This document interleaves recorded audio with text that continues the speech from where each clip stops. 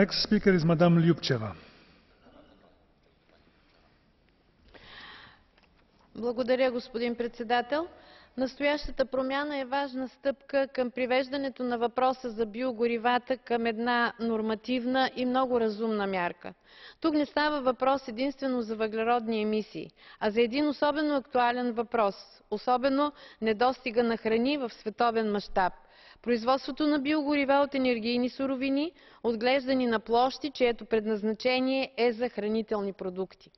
Още на дебата през миналия мандат ние настоявахме ситуацията с земеделските земи за производство на биогорива да бъде обстойно анализирана.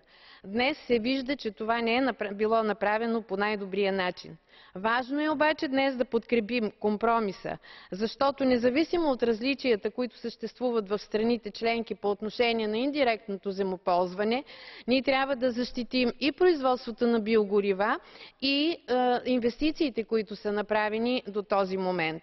Биогоривата, разбира се, са важен инструмент в енергийния микс и трябва да запазим баланса между трите зони – околна среда, земеделие и икономика. Благодаря. Thank you very much. And the last speaker is Madame Bilbao Barandica.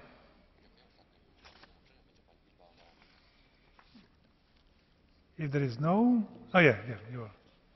Gracias, presidente.